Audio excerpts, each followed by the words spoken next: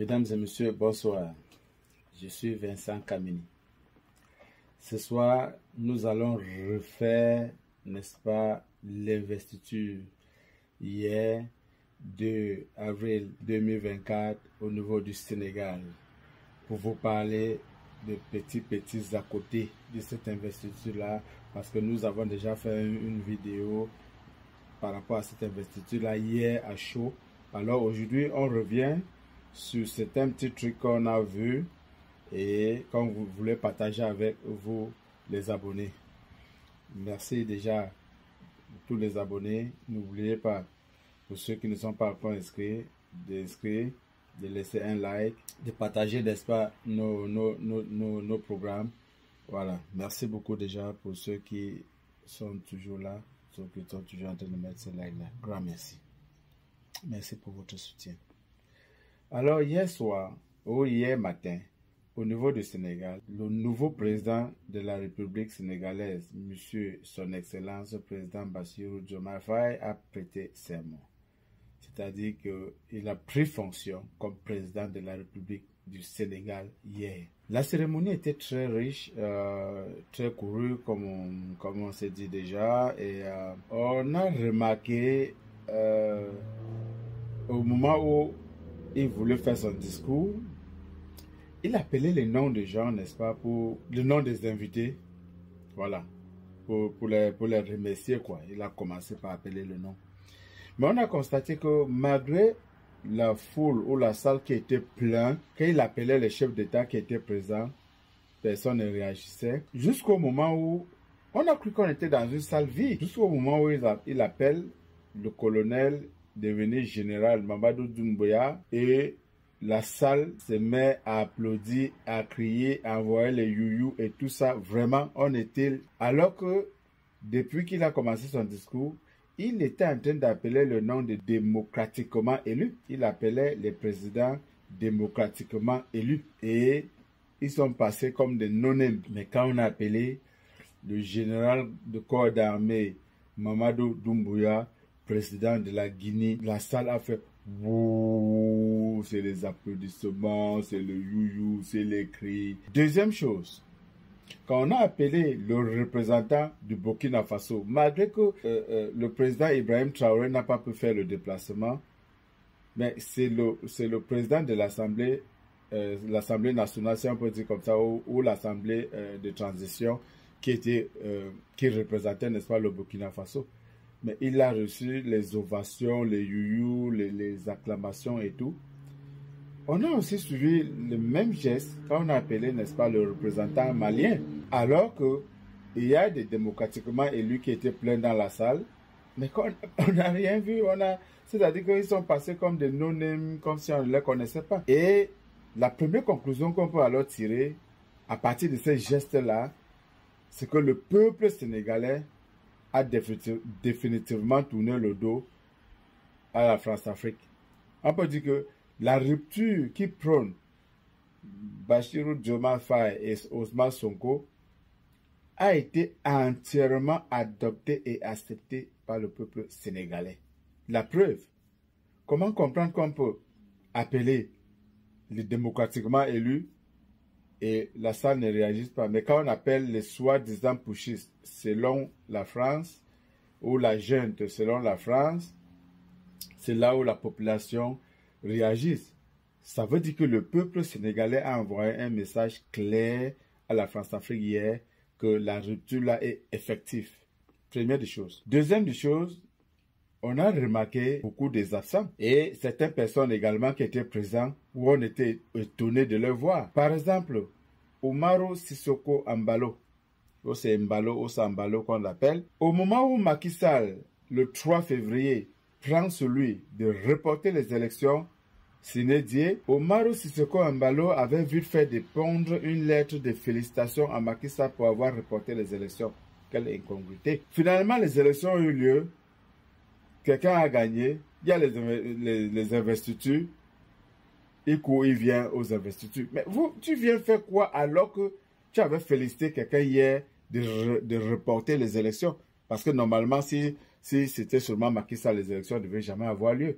Puisque dans sa tête, la date minimale pour le premier tour était le 15 décembre 2024. Et disons que s'il y avait le deuxième tour, ça pouvait finir peut-être en mars ou en avril ou en mai 2025. Donc Macky Sall voulait se taper 1 an et quelques mois encore à la présidence. Donc ça, c'est les gens qui étaient présents, alors les gens qui étaient présents et qui nous a surpris. Maintenant, parlons des absents. On n'a pas vu le bras droit d'Emmanuel Macron à ces cérémonies-là. J'ai nommé Alassane Dramane Ouattara. Comme vous le savez, les news qui sont venus du Sénégal après les élections présidentielles, c'est que Ouattara a financé les élections d'Amadouba dans 7 millions de francs CFA. 7 millions de francs CFA, donc à peu près 4 millions et quelques d'euros. On dit que Ouattara a financé la campagne d'Amadouba. Et comme vous le savez, les gens comme les Ouattara, c'est les bras séculiers de la France-Afrique. C'est les gens qui continuent à maintenir les gens dans les francs CFA et tout ça.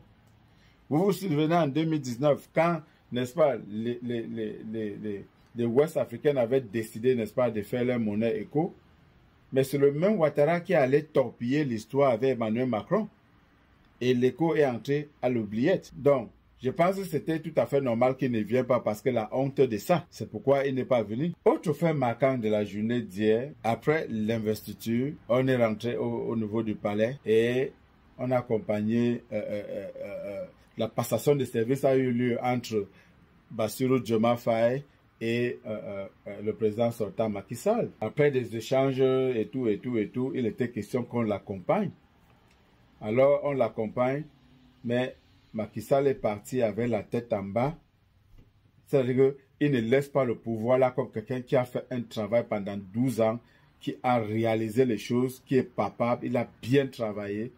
Mais à la dernière minute, il a été trompé par je ne sais qui, si c'est Alassane Ouattara ou si c'est Emmanuel Macron de rapporter les élections et tout ça, de bastiller les gens, d'enfermer les gens, de faire tout et tout pour que Sonko ne puisse pas être candidat à la présidence ou à l'élection présidentielle. Je pense que Macky Sall sort par une petite porte. Et les amis, jusqu'au moment où je vous parle, personne ne connaît là où Macky Sall est. Macky Sall est sorti du palais, il est entré dans une voiture. Cette voiture l'a amené directement à l'aéroport où il y avait un jet privé qui était stationné.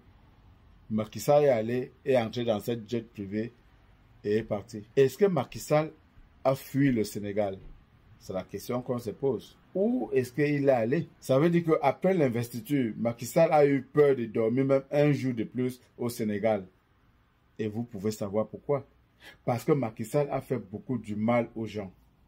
Alors il a peur que peut-être en dormant un seul jour encore au Sénégal, il peut être pris en partie. Donc le mieux pour lui était de fuir. Ça, c'est selon lui. Alors que je ne pense pas que ces jeunes-là sont prêts à aller faire des batailles inutiles. Il pouvait rester là et vivre sa vie tranquillement. Mais vous savez que quand vous faites du mal aux gens, après vous-même, vous avez peur. Vous commencez à fuir par vous-même sans que quelqu'un ne vous dise. Donc, ça, c'était les points sur lesquels je voulais partager avec vous. Voilà, que c'est les choses qui sont passées peut-être inaperçues au niveau de l'investiture hier. Autre grand fait marquant, c'est vrai qu'on a déjà fait une vidéo de ça, toujours pour la journée d'hier. C'est, n'est-ce pas, la nomination d'Ousmane Sonko comme Premier ministre. Et vous le savez, Bassirou Diomaye Faye a toujours dit il veut que le président soit quelqu'un d'effacé et qu'il laisse le plein pouvoir à son Premier ministre de gérer les choses tranquillement. Nommant, n'est-ce pas, Ousmane Sonko à ces postes-là, Ousmane Sonko va définitivement mettre en place, n'est-ce pas, tout le programme du PASTEF. Parce qu'il faut dire qu'à la base, c'est lui qui a concocté tous ces programmes-là. C'était son idée. Et personne ne peut mettre en musique votre idée. C'est vrai qu'aujourd'hui, le discours va être différent. Même si c'était ses idées, quand il va faire quelque chose, je suis sûr qu'il va dire que le président de la République m'a instruit.